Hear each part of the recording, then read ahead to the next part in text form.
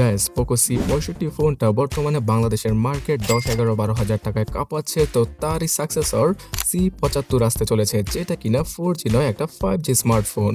আর এই ফোনটা ইন্ডিয়াতে 7.5 থেকে 8,000 রুপিতে লঞ্চ হবে। তো বাংলাদেশের মার্কেটেই আমরা 10-12 হাজার টাকার মধ্যে এইরকম 5G ফোন পেতে চলেছি, যেখানে কিনা অলমোস্ট iPhone 16 Pro Max এর সাইজের ডিসপ্লে থাকবে। তার পাশাপাশি সর্বোচ্চ 12 GB র্যাম ইউজ করার সুবিধা আর স্ন্যাপড্রাগনের 5G চিপসেট সহ কি পেতে চলেছে আমরা এই মারাত্মক লেভেলের বাজেট ক্যাটাগরির ফোনটার মধ্যে, সবকিছু সম্পর্কে জানতে লাইক আর সাবস্ক্রাইব করে দেখতেই থাকুন।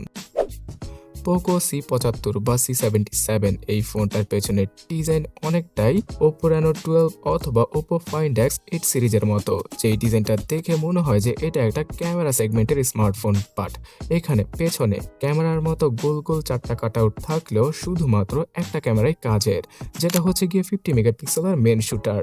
আর প্রাইস কমানোর জন্য ফ্রন্টে 5 অথবা 8 মেগাপিক্সেলের সেলফিকে দিয়ে দিয়েছে পোকো, যে সেন্সরগুলোর দ্বারা একদম বাজেট লেভেলের বেসিক ছবিগুলো তুলতে পারা পসিবল হবে। মানে এভারেজ টাইপের ক্যামেরা সেটআপ দিয়ে দিয়েছে পোকো 10-12 হাজার টাকার মধ্যে অথবা 8,000 রুপির মধ্যে। তাছাড়া ভিডিও করার ক্ষেত্রে ফুল এইচডিতে 30 fps এ ভিডিও করা পসিবল হবে। থাকছে কালার বুস্টিং এর মতো ফিচার, প্রো মুড, প্যানোরামা আর নাইট মুডের মতো ফিচার। ডিসপ্লে হিসেবে এবার 6.88 ইঞ্চি সাইজের হিউজ আকৃতির ডিসপ্লেকে নিয়ে হাজির হয়ে গিয়েছে পোকো। তো এই কারণে আমি বলছিলাম যে iPhone 16 Pro Max এর ডিসপ্লে সাইজকে অনুসরণ করেছে তারা, যদিও কিনা এই ডিসপ্লেতে পাওয়া যাবে 5 নয় নচের কাটআউট। তাছাড়া ডিসপ্লের সাইড বেজেলগুলো কিছুটা মোটা। তবে হ্যাঁ, 120 হার্জের রিফ্রেশ রেটের জন্য অনেকেই এই ফোনটা চালিয়ে মজা পাবেন, বিকজ বাজেট ক্যাটাগরিতে হায়ার রিফ্রেশ রেটের কারণে এই ফোন চালিয়ে অনেক বেশি স্মুথ মনে হবে। আর বাজেটের জন্য ফুল এইচডি নয়, এইচডি প্লাস রেজুলেশনকে ইউজ করতে হয়েছে এখানে। ওভারঅল বলতে গেলে বড় ডিসপ্লের ফোন যাদের কিনা পছন্দ তাদের জন্য এই ফোনটা পারফেক্ট। ডিসপ্লেতে সর্বোচ্চ ম্যাক্স ব্রাইটনেস হচ্ছে গিয়ে 600 নিটসের আর পিক ব্রাইটনেসটা 800 নিটসের কাছাকাছি, যেটা কিনা রেগুলার লাইফ ইউজ করার ক্ষেত্রে এই বাজেটের মধ্যে মোটামুটি ভালোই বলা চলে। এই ফোনটার পুরো ফ্রেমটা প্লাস্টিকের তৈরি করা হলেও পেছনে গ্লাসের দেখা পাওয়া যাবে। আর এই 10-12 হাজার টাকায় যদি গ্লাসকে দেখতে পায় মানুষ, তাহলে তো পাগলের মতো সেই ফোন কিনবেই। গ্লাসের কারণে ফোনের ব্যাক প্যানেলটা অনেক বেশি গ্লসি ছিল আর দেখতেও গর্জিয়াস লাগছিল পোকো C75।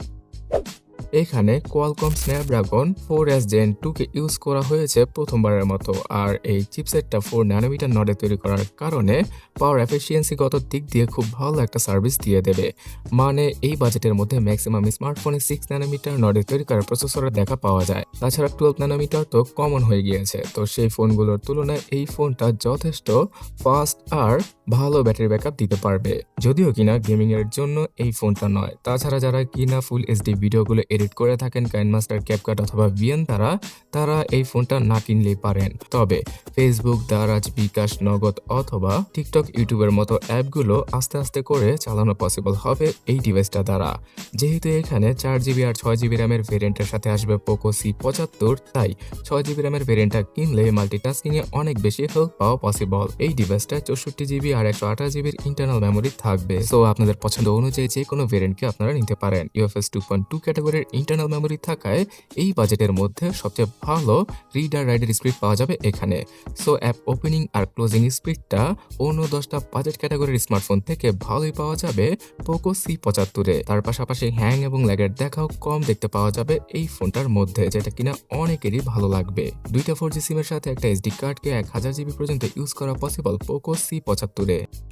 আর এই পুরো হিউজ আকৃতির ফোনকে পাওয়ার ব্যাকআপ দেওয়ার জন্য 5160 mAh এর ব্যাটারি ইউজ করা হবে। তার পাশাপাশি পাওয়া যাবে 18 ওয়াটের ফাস্ট চার্জিং। তবে এমনটাও ধারণা করা যাচ্ছে যে এটা 6000 mAh এর ব্যাটারির সাথে আসতে পারে, যেটা হলে তো আর কথাই নেই। পুরোপুরি 2 দিনের বেশি ব্যাটারি ব্যাকআপ দিয়ে দিবে পোকো C75। এই ফোনটার সিকিউরিটি সেকশনে সাইড মাউন্টেড ফিঙ্গারপ্রিন্ট স্ক্যানার রয়েছে। সফটওয়্যার বেস ফেস আনলকের পাশাপাশি টুকটাক 2-1টা সেন্সরের দেখা পাওয়া যাবে। তবে NFC সেন্সরটা না থাকে NFC পে অথবা গুগল পে কে ইউজ করা পসিবল নয়। তাছাড়া শুধুমাত্র সিঙ্গেল লাউড স্পিকার এবং 3.5mm হেডফোন জ্যাকের গর্ত রয়েছে এখানে।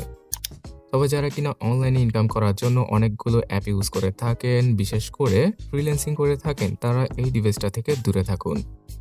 সো সো গাইস, ইন্ডিয়ান মার্কেটে 18 ডিসেম্বরের আশেপাশে এই পোকো C75 স্মার্টফোনটি 7.5 থেকে 8,000 রুপিতে লঞ্চ করে দেবে পোকো, এবং বাংলাদেশের মার্কেটে 10, 11, 12 অথবা সর্বোচ্চ 13,000-এর মধ্যে এটার 6GB র্যামের ভেরিয়েন্টটা সর্বোচ্চ আমরা পেয়ে যেতে পারি। আর এমনটা হলে সবচেয়ে কম বাজেটের মধ্যে 5G ডিভাইস শুধুমাত্র এই পোকো C75 হয়ে থাকবে।